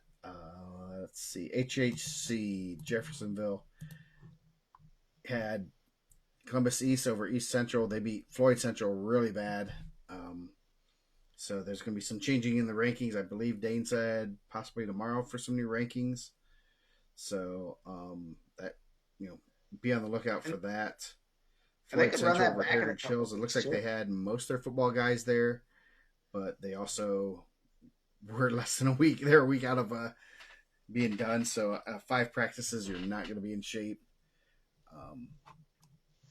Floyd beat Madison. Madison had some decent results from from what we heard. Shout out to Little B, man, getting some dubs. Yeah, holding up his ranking. Yep. Unranked in the semi-state, ranked in the state, huh? Yeah. He was ranked. I think he fell off this last one. So, let's see. Modern day duels. I have not seen any information from that. Doesn't Zionsville usually put their stuff in track? I think they do. Who? Zionsville. I think so. Let's see. No. No, they Maybe don't. It's no. False alarm. So we don't know what happened there. Did anyone wrestle? Did they actually wrestle there? Bloomington South Invitational had some good matches. Pretty much half of the other half of Center Grove that was not at Ironman was there. They still dominated. Terry over Weems there. Yeah, Terry over Weems. We have the right one down at 175. Maybe. Yeah. I think that is check which one wants to go out, man. Yeah. They look you go or you go. Yeah. No one's gonna know other than them. So so Landon Terry. The way I'm gonna try to remember is Landon, it's alphabetical order, Landon then Noah. So if they're weights, I think we had them mixed up, and Landon's the littler one and Noah's not the littler one. Is that what we're saying? Not little. Little Landon, not little Noah. I'm not going to say that. Because at 190, yes. Yeah, if 175 is considered little. The one that eats less. So, fall over Weems, so that's a real good win there. Any other Wyatt Cooksey over Sean Breedlove. Amir and Pratt. I think we talked about Joseph Hamilton over Jackson Jean. Yeah. Yeah, Hamilton's pretty darn good backup wrestler, too. There was another good one in there, too, that I saw for the state rankings. I think like 32, maybe. Flores over no one beat Bloomington South Kid. Aaron Pratt over Marcus Malone, 11-3. So 38. That's what I was thinking. Armin Pratt over Marcus Malone. That's a good win. Yeah. So some good matches there. Interesting to kind of get a little bit of a glimpse of what Center Grove has up top, because it's a little bit of a mystery. I'm sure they always have good upper weights, so they're 190 went 3-2. Elliott Jones, Ben Lowe of at 215 went 5-0, and then Miguel Flores went 4-1. I think we kind of had Flores at 215, so he might be their heavyweight now, possibly. So. Yeah, I think they both wrestled at the Gobbler, so maybe it was like a loser leaves the weight class. So yeah, so that's a pretty solid event. The Shamrock Slam, not on track this year. Disappointing. Roncalli upsets and stuff. Things like I'm upset that the Shamrock Slam wasn't on track this year. Yes, I was too. I asked their coach if they were going to be faxing results, since I figured we were going back in time. Man, it's such a progressive part of Indianapolis too. Yeah. So yeah, Roncalli won pretty handily. They beat Homestead in the finals. I think the final four were Roncalli, Homestead, Carmel, and Fishers. Fishers had an interesting day because they lost to Carroll by 2. Carroll beat Fishers and Lawrence North, but lost to Whiteland, and so Fishers ends up making the final pool. I think Carroll ended up in the 3rd pool, so Fishers ends up top 4, and Carroll goes down to 9th through. I think they end up 9th. So, yeah, so that's an interesting way. That's always a good event. I mean, I don't know if there's a ton of varsity teams there, but I like the old barn brawl. I know there was some varsity guys there. There was also some, varsity 2s there, but I just like the name of that one. Yeah. You had the Western Super 6. I know Jay County Jay County beat Hamilton Heights. Western beat Jay County. Some 2A battles, 40-35. So that'll be interesting to see where those guys all line up. Seeing Jay County's lineup, that's always a good one. And then Lafayette Harrison beat Jay County too. So did they beat? I assume they probably beat Western then. So I would assume. Yep, Harrison went 5-0. The Raiders coming down there from the Lafayette region, the Logansport region, doing work. Yes, with those Fort Wayne semi-state guys. Cathedral Super 6. Avon went 6-0, I guess. I think we got to fix that one. Good for them, man. Don't tell the IHSA. Yes. Looks like Avon had too many. So which one's the double? Warren Central. Yeah, Warren double inputted their results. They went like 4-6. So I'll fix that real quick. Yeah, so Avon went 5-0. Greenfield Central. Obviously, Warren Central's results are a little skewed because they didn't have 2 of their better guys. Yeah, probably 2 of the strongest guys, right? Yeah, 2 guys that are probably going to get 6 points each time. So that's always a, props to the coaches. Obviously that's a good event, a great event, and you want to win. You do want to beat an Avon. You do want to, beat a Cathedral. And saying, hey, you 2 guys need to go there and see the best competition in the country. So, good luck. That type of stuff, that's really good for them to, coaches to kind of say that, I don't care about a dual meet win. Let's get our kids the best competition possible. But you're still going, like, the guys that are going to Cathedral, that's a good tournament. That's a good day of duels. Like you had, I just seen Terry Easley lost to Chef 6-5. I mean, that's a good match. Chef typed him 2 years ago, and he beat Cohen Long 11-2. Cohen Long's tough. I mean, your guys that are in the mix still that I think, and we don't want to circle back to the Ironman. We spent an hour on it, but I think like they did the right thing. And I don't know how many invites they had, and they just petitioned for the two. But like, let your guys wrestle where they belong, right? Yeah. Like if your good guys can go there, that's awesome. But like, also let your guys that probably don't belong there go. I mean, I don't want to say that. I don't want to say that. The guys that are not at that level yet, go let them compete with. That's a good day. Like Terry easily could go to Ironman, maybe lose two, but then you go there and you're wrestling guys in the state. You show growth against Chef, and you beat a real tough Cohen Long. I think that was good for those guys. And I know sometimes Center Grove wanted more guys, but like you want those guys to go compete at the level that they're at so they can get ready for the state tournament, and maybe next year they go. Yeah. So that's a good day. Avon's pretty good. We're going to see Avon versus Brownsburg, I believe Wednesday. I do have the date. I just haven't moved on to it yet. So that should be a good one. I'm hearing that you might see a certain 3-time state champ. At least that's what they're telling us.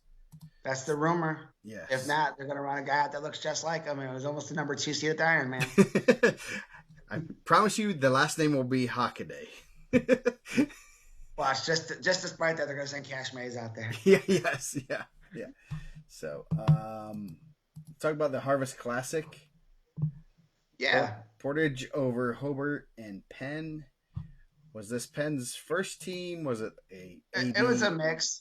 I think they didn't have Vargo's not in right now. Harper didn't wrestle. Diaz didn't wrestle. So I mean, they had some varsity. Vinny was there. Malik Evans was there. Or Malachi Evans. Schmittendorf. Schmittendorf was in. So I mean, they had some other guys in there. Santiago was a semi-state qualifier. So it's mixed. I think they kind of mix it up a little bit, maybe getting those guys ready. Yeah. But it sounds like Vargo made 26, so it kind of spices up the East Chicago semi-state a little bit. Matthew Maldonado made 26 this weekend. That'll be fun. So, yeah, I really haven't even looked at too many of the results. Cruiser Weddle or Lucas Manning. It was kind of decisive, too, 9-2. Yeah. That's one of those things it's going to be interesting seeing these scores because that could have been – it could have been 2-2 and it could have been a 7-point move and, I mean, I could probably go back and watch it on RSN. Yeah. I know I think they last through the finals. Peyton Brummett over Gabby Regno. He's a freshman for us. It wasn't that, but it was, it was 6-1, two takedowns in the first period and then a takedown in the third, but you never know. Like with these scores, you have to almost look into them a little bit more now of what. I'm taking them at face value. You're taking them at face value, just like it was last year. Yeah. So, Perry Birdie was there, so go ahead. Daniel Mott over Lincoln Underwood. Battle, two guys that were ranked. Looks like Nuke leads at 120. He's ranked at 13. 1-0 there, so I think it's pretty straightforward. Mata was a semi-state qualifier last year at 26. So coming down a weight, kind of flipping with Aubin. Aubin over Cam Woods. That was a nice rivalry last year. Landon Westerfield Griffith wrestled really well. He had a win over Dalton Robson in the duel last week, and then over Aiden Campbell and Ryan Schmittendorf. So Griffith trying to get back in there, man. Those guys are doing a good job. Cooper Wilkins over Robert Frazier. I don't think there was a ton more ranked ones. Hunter Vannet over Daniel McGill. Christian Tabby. I think Gabe Newland was a champ there last year too for Kokomo. Zach Kenny over Burgess. Mikey Ortega. I don't know who got the OW. They give it to the wrestler that wins with the least amount of time on the mat, kind of like they do at Al Smith. No, they do a vote. That's something we need to talk to Steve about. We need to do an IndianaMat outstanding wrestler at Al Smith. I bet we'll give out the most falls in the least amount of time, but we can get IndianaMat OW. I think he would be down with that. Yeah, we can give him a big, sticker of your face and mine. Man, I gotta get mine fixed, dude. I had one of my old teammates say, like, it makes my face look at 40 years older with all those wrinkles. Jeez. I had to redo Dustin's. I might as well that? redo yours. Uh, he said, why they doing my guy like that, man? So you got to humble me, man. Sometimes, I get too much out of the box. Yeah. I mean, we all can't look like John Goldsberry. John Goldberry is a handsome man. So am I know. That's why it was a double compliment, man. Aiden Costello, number 1, looked like he had a really good day, dominated everybody. Emilio Tirado returned to state qualifier as a champ for Lake Central. Vinny Freeman steered good wise. That's a really good match. 15-7. That might be one I want to go back and look. But I think both those guys state ranked. No Alec Tatum in there. But Hobart's backup, Aiden Granger, was 3rd. I know he had some freshman, sophomore results. Jaden Bartozik over Everett McClelland. Malachi Evans in there also. 5-3 is a pretty close match. And then Tristan Machete of Portage over Luke Juris. I know that they have gone back and forth in the past. I think Luke Juris had won the last couple. They were not happy with him being ranked behind Machete, but rankings worked out this time. At least Juris was, he's like, I'm not going to mess up the rankings right now. I appreciate him. He's going to try to mess them up. I think, is it Wednesday? They got, and we'll kind of go into this next one. Hobart's solid, man. They got a good seat at the Trikoff. I'm sure we'll talk about the Trikoff some. Yeah. If we don't go to midnight in your Eastern time. Yeah. Jeez, it is 11 o'clock, isn't it? Oh, well. Yeah, your time, man. It's 10 my time. I took a nap. Yeah, nice. So this week, I guess anything else from last week? Okay, we do like the Port Super Bowl is always a good one too. I think Lowell over Maryville was pretty lopsided. I talked to Paul Maldonado today. He said they're pretty good. At one point, I think it was like 44-0. Ooh. They had started pretty heavy, and Lowell's pretty good. Like I know I know they're trying to get into team state and they're sending all this stuff, but to put it on Maryville like that's pretty crazy. I think their first win for Maryville was at 150, Marlon Kirksey. Wow. They bumped Matthew Maldonado up to Dylan Robson. He lost in all overtime. They have some flexibility down low with a pretty good backup 13, so they're able to move Verduzco up and get a fall. Lowell could be a sleeper pick for the Trikoff to win, and I think they could be a sleeper pick at 3A too. Like we talked about it a little bit with Delta, but when you can run out 4 guys that can win almost 90% of their matches, it's gonna be tough. Yeah. Evan Stanley, number 1, bumped up. Tech fall the Rensselaer 144, Avery Stanley, and then he got 2 falls over 2 ranked guys pretty quick, and Josh England and Warren Brown from Maryville. Yeah, I saw that result, and I had to double check to make sure that wasn't Maryville's, backup team. No. And I was like, oh, no, that was not. I was getting a live update. I was literally at third base coaching, and I'm getting live updates. Like it's, I don't remember where they started at, but it was maybe Palat was the last one, so I think maybe it started at 75, and at 75 it just kept going, and it was like falls. I was like, bro, this is, and then at the point that there's not going to be they can't come back, and then it's like, dude, how lopsided is it going to be? Because Maryville doesn't get work like that. Yeah. So that's pretty impressive. So should be interesting. Lowell's going to be a team to kind of keep your eye on. Man, I know we didn't say it, but Crown Point shutout, and Brownsburg's obviously the head and shoulders one right now. We talked about Crown Point being one of the best teams. Man, I couldn't believe that Crown Point shut out LaPorte on Wednesday. Yeah. I would be willing to bet LaPorte doesn't get shut out very often. No.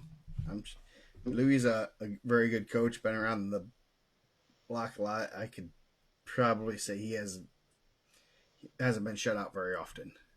No, I mean, they had Ashton Jackson for a couple of years. He didn't lose very much. So, but I was pretty surprised when I saw that. Yeah. So, anything else from this week? I think we've touched on a lot of it. I mean, keep putting your results in. If you get a chance, put in the individual stuff. It definitely helps with the rankings. But I mean, it gives your guys some pats on the back too, man. You want to? Yeah. Speaking of pats on the back, right? Yep. So this week we have another pretty good week of wrestling. Let me just bring up my graphic I'm putting up. That would be easier because I have it ready. I'll release it in the morning since no one wrestles on Mondays. None of the good matches are on Monday. Sorry. Dang, man. If someone wrestled there, you just hurt their feelings. I know. So Wednesday, Greenfield Central at New Pal. Big 3A matchup right there. It is. Another 3A match up Bloomington South at Roncalli. That should be This must be 3A week, man. Yeah, 3A seeding week. So that should be a real good one. Center Grove at Cathedral. Ooh, there could be some good. Daniel Brown, Taint St. Laurent at 6. That's going to be good. Yep. I know that will be streaming on the Center Grove channel on YouTube.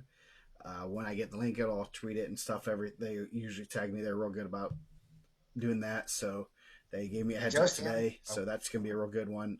Warren Central at Westfield. That should be a good one. I think Westfield has a pretty solid dual team. It's interesting to see. Warren Central's kind of had some up and down results right now, but it's also they haven't had, obviously this weekend they didn't have their two best wrestlers. So that should be interesting. Carter Nickham and Donald Bowie in that match at 132. That could be pretty good. Yeah, that should be real good. Then you got another 3A team, New Haven at Garrett. Carroll Regional Preview. That should be a little spicy. It should be a real good match there. What's the premier match in that one, you think? What's it going to come down to? Sean Harris and Baker. Is that 32? 26? Let's see. Some of the matches that we could see. Probably Swarthwood, Roca. You think they're going to bump Ocampo up to Swarthwood? Swarthwood got her last year, right? Yeah. I know he wrestled 20 this week, and I don't know if he's planning on wrestling 13. I don't know when, so maybe they will keep him down there. I'd like to see him and Bakari Cooper. Cooper looked real good. He's one to kind of keep your eye on. Asa Harris would be a good one. Asa's a real good young kid. Cameron Baker, I think he had Klauser. I'm just looking at Fielden and Malachi Tholner was pretty good. They wrestled this fall at Homestead. I think it was an overtime match. Tholner's a really, really, really good freshman to keep your eye out on. Are they going to bump Fielden to Doster? That'd be exciting. Yeah, Fielden Doster. That'd be fun. I mean, that's a league. I would say that would possibly be on the table if say they start at 157 and it's going to come down to that.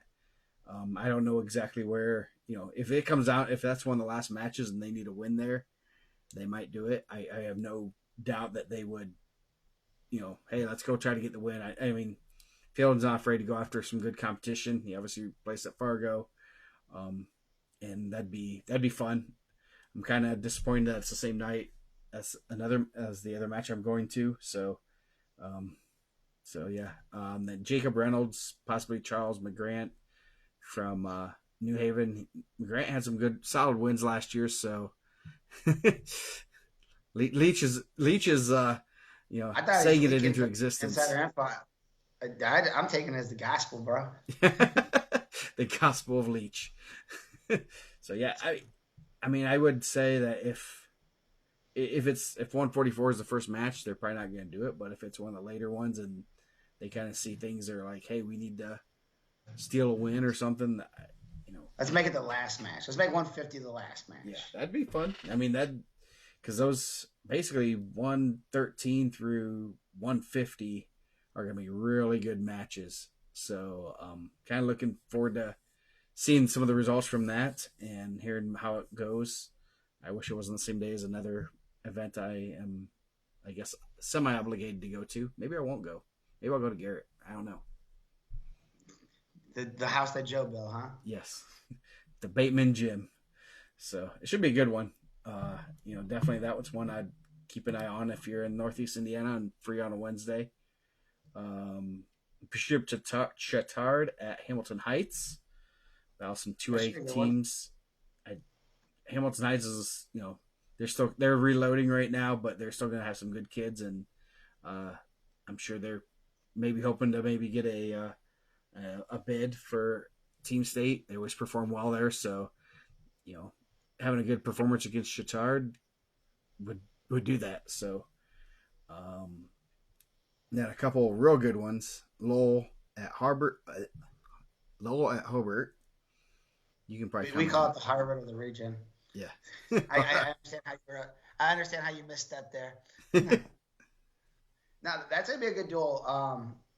I think both teams. I've talked to both coaches. They both think they're gonna win, so that's always a good time. Maybe the coaches should wrestle. Send out a representative. Whoever you want to send out as a representative. I wonder. Lowell could send out Kevin, or they got Wesley English on staff. I think Eric Keith's on staff over there still at Hobart. That'd be pretty exciting. That'd be a good duel. I think it's going to come down to some key matchups. That'd be big for 3A. Hobart's already in, I believe. Yeah. So if Lowell, that's like one of those ones. I know Lowell was talking early on. I know they were adding some really tough freshmen. Joe Stanley said they have 9 freshmen or sophomore in their lineup. So it sounds like they're going to be pretty good for the next couple of years. Kevin was trying to get into Team State, like he was, keep that date open and kind of asking how that happens, how do you get the vote in? I said, you got to go find teams that are in or teams that are on the bubble and wrestle them. And that's before they have added Evan Stanley back, which is a hammer. It's a guy you can move around, and one of the best guys in probably top 25 guy in the country, maybe right in there. It's pretty good. Yeah, I put Hazlett and Juris. That's going to be a good one. You're going to get to see who Hazlett, how good Hazlett is, and I think Triple B kind of confirmed Hazlett's really good, and I think Triple B knows his heavyweights. He is really good, and I think that's one of the hard things that people were like, he's too high for a freshman. I was like, dude, he's unreal athletic, and if he's out there, he's going to be good. He moves different than those guys, and he's big. He's big, he's strong, and he moves differently than a lot of guys. That he moves probably a 50-pounder. Yeah. So a good, big, strong kid that moves like that, it's going to give guys problems. Yeah. So that's going to be a good one. I assume that might be on RSN or something, possibly. I'm sure, probably. I have no clue. They have to send. Rex has it right. You just send Deck Bell a envelope full of cash from Lowell. Yeah, I think that they're going to be. I know we're going to talk about the Tri-Coff, but I think the Tri-Coff is another opportunity with some teams that are right there in the bubble or that are already in that you're going to be able to showcase against again. Yeah. So Portage at Maryville, that should be a good one. Woods, Maldonado. Yeah. Warren Brown, or in Wilkins. Campbell. Yeah, Warren Brown. Yeah. And then and then Maryville's kind of good in some spots up top that Portage isn't as strong in, and Portage closes pretty good. I think Portage is pretty solid. Yeah, that should be a good one. They're number 8 and 9 in the state, so that should be a good one. Thursday, Avon at Brownsburg. I'm pretty positive that usually is streamed. So 1 and 4. So we have two top 10 matches this week. That's pretty good. As of tonight, I'm sure those will be changed tomorrow, but that'll be a good one. That's always the big rivalry. # the county. I'm sure they're going to be wrapping. Is it at Brownsburg this year? It's at Brownsburg. They do a good job of putting on a good show, man. I think that's one of the things that I really like about those guys is that they really want to promote the sport and make it fun. I'm sure they'll have a lot of stuff going on, and it'll be a good day. Yeah, so, and then Franklin at Columbus East, another good 3A week. 3A matchup. Columbus East, obviously, is probably going to be a little bit higher. So that should be another good one there. As far as the weekday duels, I'm just going to double check to make sure I haven't missed anything. Man, Coop just keeps reloading. It's crazy how, I was telling someone, they're always in good shape. They always have good positioning, and they just always get better.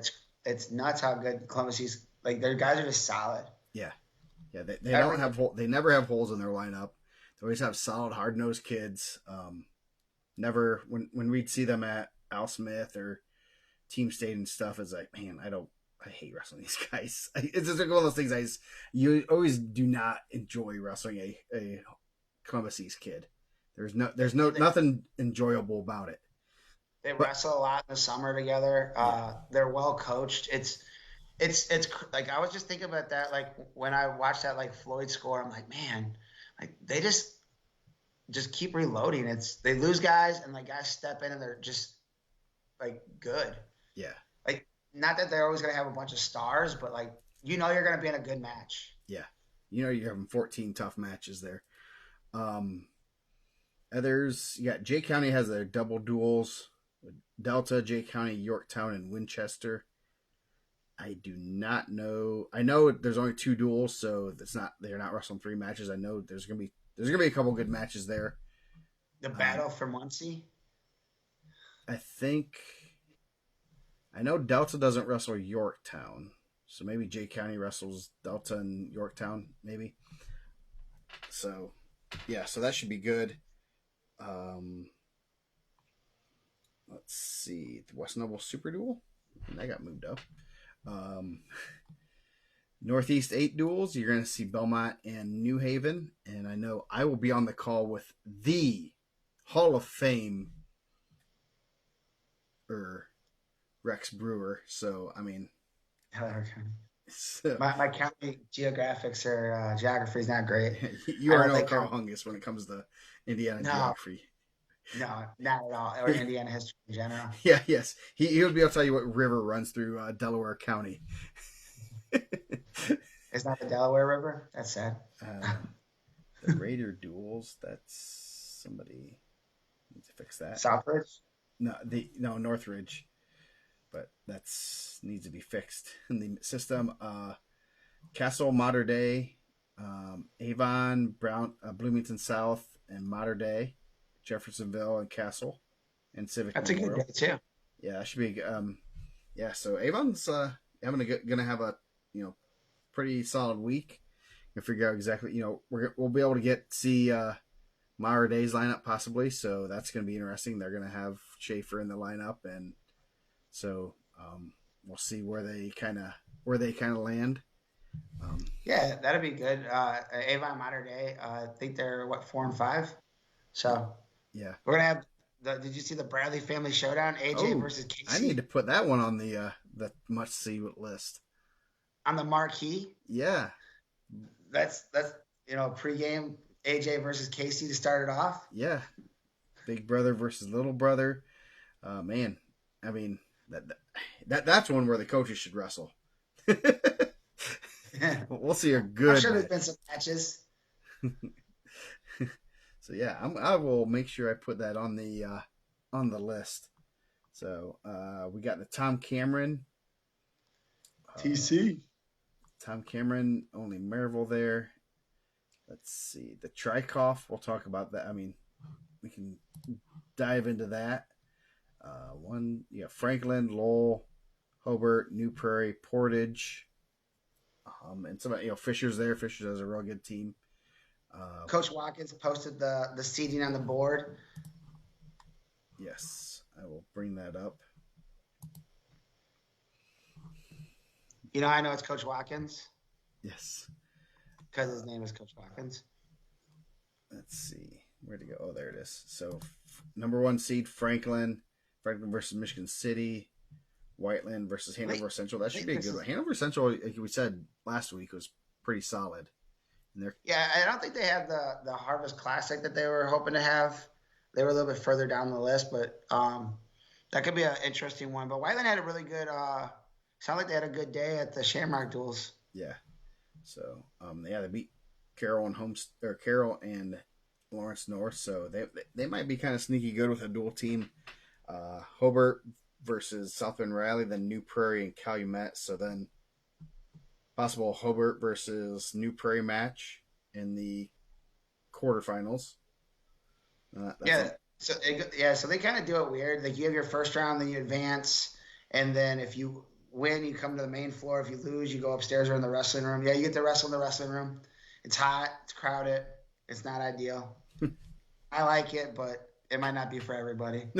Um, so then if you win that second round, then you go into a round robin wherever you fall. So if you lose, you win your first round, you go to the two closest this way, then like 4 or 5 through 9 this way, then upstairs and out. Yeah. But so the first 2 rounds are going to be bracket, then after that it goes into round robin. Yeah, it's kind of cool. A cool format. I do love the format because it kind of you either rise to the level of your competition or you get kind of knocked down to where you get placed. Your last 3 matches are against your level competition, pretty much.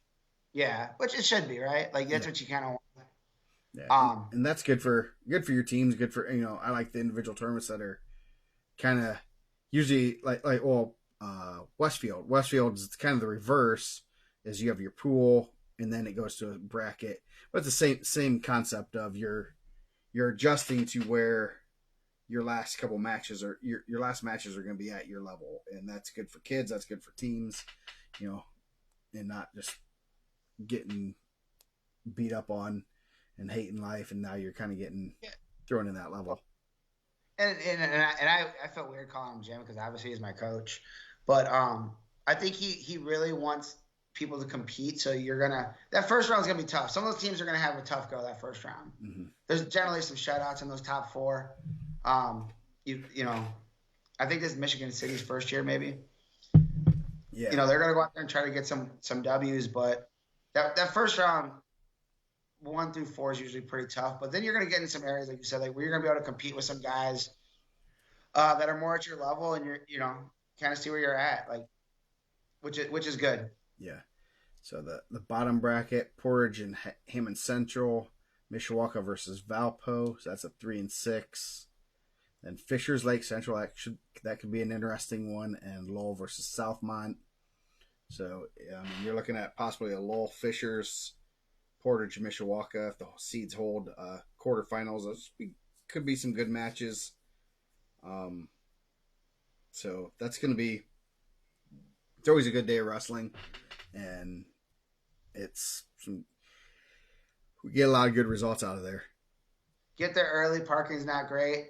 There's a Long John Silver's across the street. If you guys like Long John Silver's, the Sharks right across the street.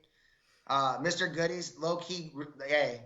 If you're facing Calumet, so if you're going west, there's a little spot right there across Colfax, Mr. Goodies, low-key, really good ribs. You go in there, you get some ribs, top-notch. There you go. I mean, can't ask for much better there. You just go to the casino in between rounds, the new Hard Rock down there. Yeah. Right over to Black Oak. See Artie on the 1s and 2s at Tavern in the Woods. Make sure you get out of there before it gets dark, though. That might not be your joint. Other events, you got the Roncalli duels, Noblesville, Roncalli, New Pal. I believe Brownsburg's B team will be there. I like to call them varsity too. I feel like that sounds more respectful. Oh, sorry. Team meal at Sharks after weigh-ins. Oh, that'll be good. Well, dude, what is it? Cook says Valpo team meal at Sharks after weigh-ins. Bro, you go over there and get you some lemon pepper wings. You might as well win that thing. Put some hair on some kid's chest there. Yeah, it'd be game changing. You want to get real? You want to get real wild? You go down and go to Black Oak and get you some Ricos. They didn't get good reviews from Barstool, but he said it was too greasy. He said it was trash. Jeez. There's the. Let's see what else. We have Delta Duel. You have ACAC duels. Adams Central, Jake County, South Adams will be there. Oh, yeah. The Perry Meridian Falcon duels. I forgot that was this weekend. Carmel, Columbus East. Looks like Evansville North. Greenfield Central. Greenfield Central, dude. The first 3 weeks of the season are just brutal for them. Nice.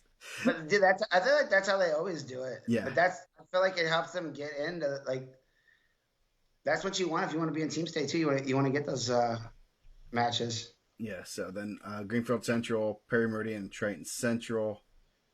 That should be a good one. The Western Invite. You have Western and Oak Hill. Eagle Invite at Zionsville will have Center Grove, Chesterton, That's an Edgewood. individual. Yeah, that's gonna be a real good one. I need to put Lawrence North, Zionsville. Hopefully, Center Grove takes both their teams. They could have Brown and Hamilton. Just keep wrestling them off in actual matches the whole year. Yeah. I'm sure they'd love that. 120, Royce Malone, Sully Frazier. 126, Dom Brown, Richard Rogers, Max Quiros, Kay Nunwood from Lawrence North, John Orman from Edgewood. Jeez. Max Quiros had a really good win this week over Cameron Woods in the duel, Chesterton and Portage. I think that was one of the only matches at Chesterton, like early on, that they won. But Quiros looked really good in that match. 150, Moses Stevenson, Sean Breedlove. 165, Vanderloo Garten, Jericho Jackson, Andrew Schaefer, Weems, Lucas Anderson, Michael White. If you did not see the article on him from the Indy Star, pretty crazy. Living in a homeless shelter and still wrestling, and so I remember seeing something on when they went to the 16U duels. And they're kind of making fun of him for first time on a plane, and he's kind of freaking out a little bit. And he kind of took that as a joke, but he didn't realize exactly where he was just a couple years ago. It's a pretty cool story, and now he's looking at possibly being able to wrestle in college because of just putting some time into wrestling and being pretty darn good at it. When he started as a freshman. Is it behind the paywall? I didn't get a chance to read it. I do not. I at least was able to read it without the paywall, so I think maybe they opened it up. So check it out if you can. So you want me to teach you the paywall, how to hack the paywall for like the times and the Post Tribune? So you can click on it, and before it, like when you click on it, before it goes to like the pay screen, you got to turn your airplane mode on, and it'll lock the screen so you can read it down. Oh, nice. Little region hack. A little region hack there for you. So everyone that wants to not pay the newspaper, there you go. Nice. Then the Jim Nicholson, that's always a real good event. That one's like pooled and bracketed, and I don't know how they run that tournament. The minimum team score, even if you win 3 matches, if your team wins 3 matches, you have a minimum of 400 points. I don't know what the team score is. I think it's some kind of video game. But Jim Nicholson, you'll see Penn there, Rochester, Jimtown, Mississinawa. But usually Penn sends their number 1 team there, so keep an eye out for that. Is anyone from Indiana at that tournament? There's another one. Oh, East Central at the East Central is at the Ryle Rumble. Ryle Raider Rumble. Say that 5 times fast. That's a new tech hack. It wasn't kind of new tech when I was there. Yeah, we were still old tech. It's still the old tech. we still use typewriters and pencils, sir. So a lot of good events again this weekend. Obviously, it's I think we'll just dub this 3A dual weekend. I know, we're getting all that good information in for this vote-in. Yes. So the Cowan Muncie Central match, I'm putting that right now on my sheet on the 12th. That is going on we are definitely going to promote that one. The Bradley battle. If Rex is able to announce this thing on Monday before we vote it in on Sunday the 22nd, that's pretty impressive. Yeah. Then we know it's a rigged vote. Yes. So yeah, I had to go to my emails. So so good week of wrestling again. A lot of great matchups. Kind of excited to see some of these matchups. Man, I might just go to Garrett on Wednesday. Might get in trouble, but boots on the ground. All right. Yeah, I mean, maybe I'll talk him into seeing if we can stream it. Nick, are you watching? Can we stream it? Then I have an excuse to go. I'll talk to you tomorrow. Who's gonna be your sidekick on the stream? Rocco, pretty good. I mean, I know a few people from Garrett. I could probably get them on the mic. We could get a little excited. Might be a semi-biased. Maybe I pull Dave. Dave will come on. Get Dave Gaster on there. Yeah, I mean he broadcasts baseball games. It's the same thing. It's wrestling. So get the Obro. Yeah, if Dave's not busy wrapping presents. You know he's busy wrapping presents. So, do we want to rank something tonight? I have a list. What do you want to rank? I was very ill prepared, but I was looking at random things to rank. Candy bars. Man, I had a candy bar today too. Okay. Are we talking like any kind of chocolate covered anything? Like is Reese's a candy bar to you, or actually it has to be a candy bar? Reese's. I will consider Reese's and M&M's. Let's say chocolate bar, chocolate candy. You want to just go Halloween candy? I mean, we missed Halloween. Like, or you want to go chocolate? You want to go candy? Chocolate candy. Chocolate candy. Let me bring my thing up there. We will bring those up there. That is from last week, so we can delete that. So we're ranking things. Chocolate candy, things you get at the gas station. Man, can't do gas station, man. I went to a pretty wild gas station. They had so many condiments in there. I took a picture of all these coffee things. I was pretty impressed. Nice. So, I'm just looking at these. I know my first two. I'm gonna say $100,000 and a man, $100,000 Butterfinger. You like that, bro? That's man. I'm not gonna lie, that's terrible. Those are two terrible. Those are 1 and 2. Oh wow. Those are like pulling out fillings. That's wild. Man. And I have a pretty good 3. I can go 3 real quick. Man, I'm going Reese's, man. I think chocolate and peanut butter top. I don't even think it's close. I feel like chocolate peanut butter is such a good mix. Oh, I'm not gonna disagree one bit. I love any kind of chocolate, anything chocolate peanut butter. I go to get ice cream. We need to do ice cream next week. Oh man, I love ice cream. We should do ice cream this week. Man. We can rank those too. If you take this next one, I'm not even gonna say it. I gotta pick 2. Yeah. Dude, I had a Milky Way today. I hadn't had a Milky Way in a couple years. That thing, I don't know why, but it was different, man. It was good. Yeah. Ooh. Yeah, maybe I should have went Reese's Fast Break. Is Reese's Fast Break and Reese's Cups the same? Nah, I'd consider them different, but. Okay. So my number 3 is going to be a Hershey's, and Rex beat me to it. Cookies and cream. Cookies and cream? Yeah. Bro, you ever smell those? They smell gross. No, I just eat them too quick, so I don't have to worry about the smell. The way you're picking these candy bars, I thought you were gonna pick something else that breaks your teeth, like a Heath bar. No, I will not have a hard toffee. Yeah. I used to like $100,000, but man, I feel like the caramel in it's like way too hard. You gotta get that milk, like that smooth caramel, like a Milky Way with the nougat. I mean, I will. I mean, if you give me a Reese's or a Milky Way, I'm not gonna say no. So, man, I'm gonna go with my number 3 pick is gonna be a Kit Kat. Ooh. I like the wafer. I like break it off a little bit. Yeah.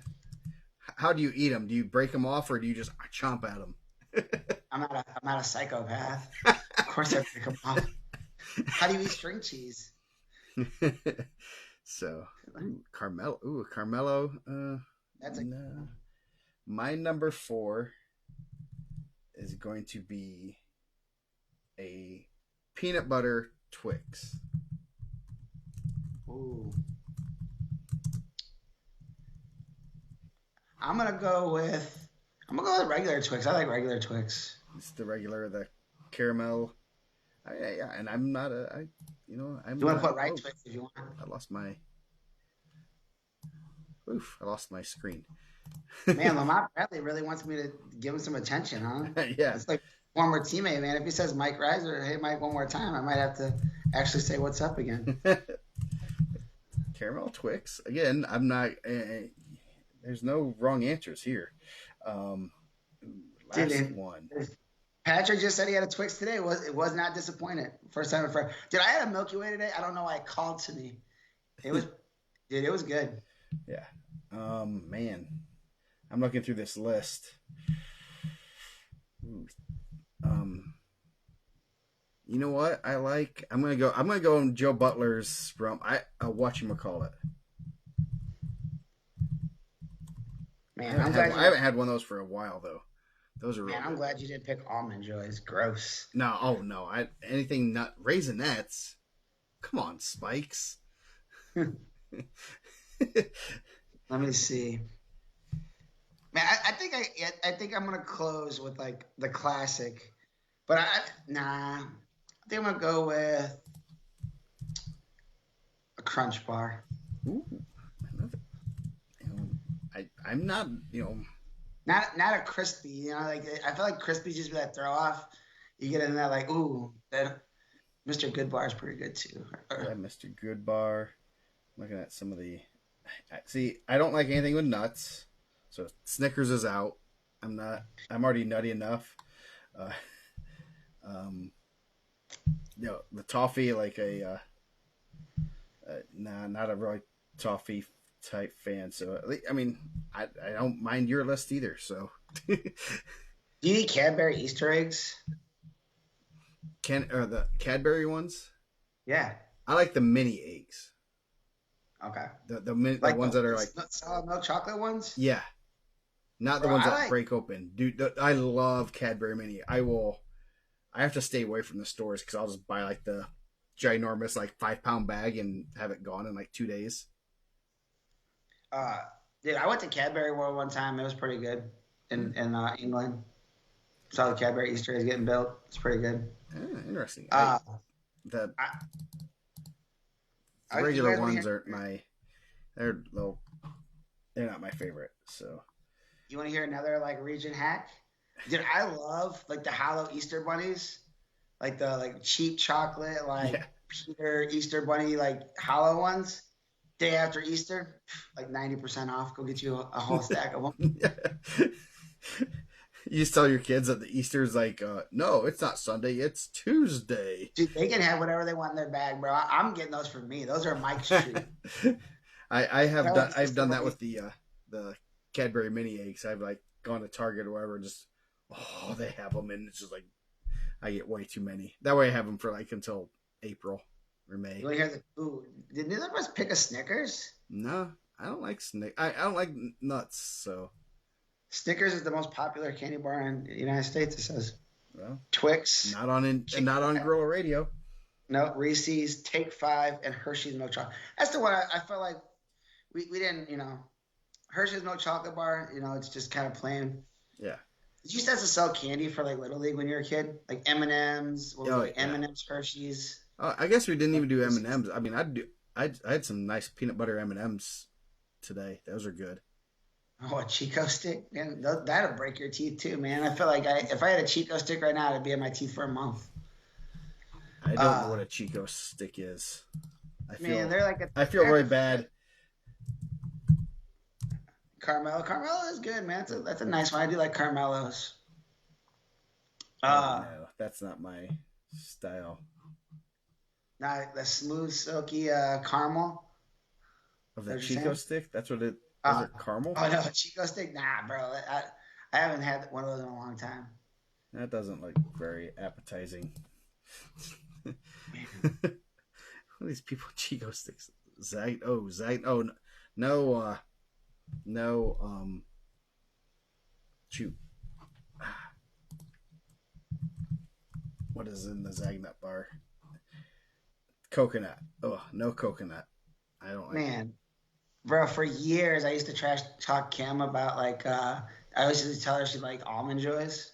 Yeah. There's coconut like an almond on top, which are two things I really don't care for either way. But I do like the marshmallow like fluff salad with coconut in it. I do like that. Yeah. Like the 5 salad. But she's like, I hate those. And then she had one. She's like, these are actually pretty good. Now she eats them all the time. We almost broke up over that. Nice. So, yeah. I mean, yeah. But I'm not gonna lie to you guys. I like chocolate bars. I don't eat a lot of chocolate. I really like gummy bears and like Sour Patch Kids and stuff like that. I live right by Albany's. Like a girl on my team, she played for me for a couple of years. Her dad is like the GM over there. He used to bring like 5-pound bags of gummies. Bro, it was amazing. They have like a Albany's like outlet store where they put like the messed up ones. You guys get Albany's out there by you? No, but there's sometimes in some of the gas stations. What do you guys eat? Those trash Haribo ones? Yeah. Yes. Those hard gummy bears. Ugh. Yeah. No, I like the if I'm gonna have a gummy bear, it's gonna be from Albany's. Dude, they're so good. I had to hear him one time. He had to take a call. Like we were in the middle of a game. He was doing our game changer. He's like, I gotta take this work call. He's like, the blue sharks, the tails aren't filling. I said, what? Like, do you guys get calls like that? Like the gummy like mold is not working. Oh yeah. Well, they have like a box of defects, and it's like gummy worms that are like half, deformed and everything.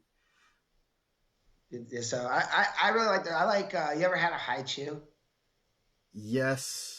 Bro, that's my favorite. I smash high chews. Like in the game, it's like chewing gum and gummy at the same time. Yeah. I'm not a gum. I don't chew gum. I've never liked the taste of gum, or like I never did. So I've never I'm not a gum chewer. I hate your whole life. Pretty much, yeah. What about like Bazooka Joe when you're a kid? No. Nope. I just never liked the texture of it, and I never got into it. And I've chewed gum very rarely. Everyone's like, "You want gum?" Nah, I'm good. And I just don't like the taste of it after like 5 seconds. And you've been chewing that like fruit stripe. What is that one? Like the one that gets like done real quick. Yeah. Never been a gum chewer, so and I like me some. I do like the if I want gummy bears, I want good gummy bears, fresh. Bro, how does Terry O'Neill eating bits of honey? RC Cola. I'm not gonna trash RC Cola. I like RC Cola, but bits of honey, man. Like, what are you, 75 years old, bro? I bet he has some Werthers in his classroom. For trick or treating. That's my dude too, man. Does he have Werthers in his classroom too? Dude, I bet. Man, in my office right now, dude, we get a ton of trick or treaters here. Like, I don't know if Victory Bay gets a ton of trick or treaters. Like our subdivision, I go to like 10. Dude, fruit stripe best for 30 seconds. You ain't lying. Dude, I had to go through like 7 bags of like candy, like big bags of candy in the subdivision. I had to like leave and get more. And all I had was like this throwback, like old like Tootsie Pops and Tootsie Rolls. They didn't want it. I have like Tootsie Rolls in my office. It's like people come in and try to get it. So they're they come and they're still snobs. Yeah, man. They're looking. They're like, nah, we're good. Nice. Dude, I like Mike and Ike's too. Not good in plenties though. Yeah, I'm not a Mike and Ike's. That's kind of texture. I have like texture, and I can't explain it, but yeah, those aren't my. JV up on. Man, remember those like black and orange candies you used to get, like that you used to hate when you were like, I don't know, maybe you liked them. Now that I'm finding all this weird stuff out about you. There was a lady that lived next door. She always had she always had them in her pocket. It was just weird. And my mom used to make me take them. She's like, hey, I got candy for you guys. And she's like, just go get that candy. And man, it was the worst. Vanilla Tootsie Rolls? What? No, they're like black and orange. No, that's rolled up. Rex says he likes vanilla Tootsie Rolls. Dude, I like the orange ones. Nice. Low key though. I'm not telling a lot of people that. Mary Jane's, is that what they're called? I think that's what they're called, bro. They're trash. If you like them, I'm sorry, but man. No. I don't know if I've ever had one of those, but molasses and peanut butter. Fire, right? That's like poison. That's like a bad chemical reaction, isn't it? There was an old woman that lived next to my parents that thought that was my favorite thing in the whole world. Jeez, Justin Plank gives out full size candy bars. Dude, my brother doesn't get any. So Tony lives in Hobart. He doesn't get any trick or treaters. He takes full size candy bars and tapes them around a can of pop. Nice. Like, dude, I would literally go. Dude, my brother-in-law and my sister give out $2 bills. He goes and gets $200 in $2 bills and hands them out to kids. They probably don't think that's real money. Probably not. The kids are like, God damn, he just gave me some fake Monopoly money. Oh boy. So yeah, if you have any suggestions on things to rank of us, if you want to really learn our Mike's learning, first off, I learned Mike cheats at Heads Up 7-Up. Bro, let's get that in the chat. Like, I think you're the only person in the world that didn't cheat at Heads Up 7-Up. Heads Up 7-Up was my game. I used to run game, and I used to like do the thumb real like gentle. One of the girls would know, hey, like. I'm just like, I don't know. I respect the game. I have a respect for the game and the longevity of it. And here my daughter actually cheats at it, and she's proud of it. Bro, you gotta like kind of get like the crease of your arm and kind of like see the shoes. That's how you do it, man. No respect for the game. It's just like the unwritten rule. Oh. How does that game even come up? Like, how is someone like, man, that was a G move by a teacher. Yeah. Everyone put your heads on the desk and put your thumb up. Yeah. Turn the lights off, and everyone's gonna be quiet. That's the only time kids would be quiet. Bro, that was, whoever came up with that was great. Rank pork tenderloins. I haven't been to enough. Pork tenderloin. What, the size of them? Yeah. So yeah. We'll figure out something else to rank. This rank-a-day thing has some good suggestions. Bro, the Long John Silver's thing, and we didn't rank it, but it was on the show a couple weeks ago. Bro, I've been talking about this stuff for a week. Long John Silver stock's going up because of me, I feel like. They've had record sales. Dude, I'm not even saying go there and get the fish. Like, go get you some chicken planks. They're fire, man. Yeah. Might have to. Well, I'll be in Columbia City. I will be in Columbia City Friday.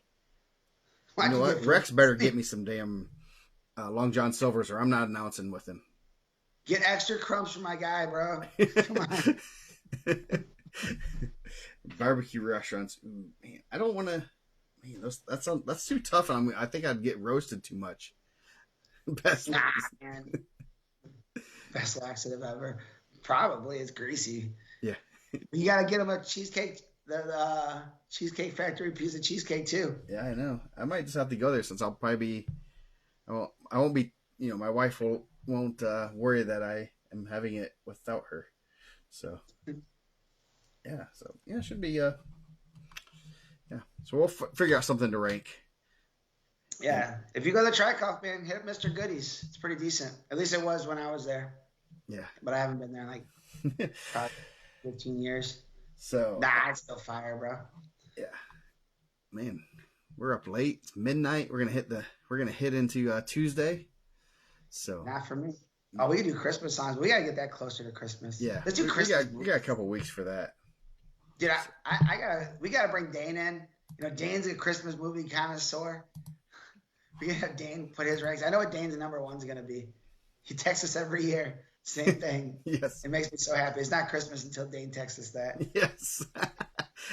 Man, Justin Plank, you gotta go to Bombers in Crown Point or Munster. It's good. Concession stands at schools. Ooh. Dude, I heard someone's doing that and they trashed Calumet. I heard Calumet got 0 stars on the concession stand. I said they didn't get the nachos. Yeah, well, yeah, we need to experience more than just our little areas of it. Yeah. No, the best concession one is like Friday. Daughter had she was cheering at school, and wife took Rocco obviously because I was out of town, and it's like, oh, they have Chick-fil-A and Pizza Hut. It's like, oh, we'll just eat dinner here tomorrow night because we got to come back for another game. They didn't have it there that night. So it's like pretzels and they just say it was on a Sunday. Yeah. Yeah, but you're talking like Meccas though, man. You're saying Indiana doesn't have good barbecue. You're saying like that's like saying, oh man, you gotta go to Texas. It's not Texas. We know this. Yeah, like, yeah, yeah. No, at Kansas City, I had last year. I had one of the better ones. Can't remember which one it was, but I was expecting like a kind of rundown. Any good barbecue is in a place that looks like it's one stiff wind from being blown over, and this was like really kind of fancy and stuff. I'm like, oh, I have like sweats on because I'm getting ready to go on a plane. So, ooh, Jason Ritchie going hard. yeah, I think middle school rankings coming up. I think so. I think he said he was gonna send them out Friday, and then well now it's Monday and he hasn't, but I'll tell him. Yeah, you know someone may or may not look like you. Yeah, I know a guy. Okay. So, anything else we want to go over today? Nah, man. We had a good episode. So yeah, a lot of good stuff to talk about. Good week of wrestling, and it's another good week, and we'll have a lot more to talk about. Probably a little less focused on a little more than no more than just one tournament this weekend. So we will have some fun here. So everyone have a good week. We have to start put a timer for like how long we talk about tournaments. Yes. Yeah. So everyone have a good week. Report your results, and we're gonna see you guys next week.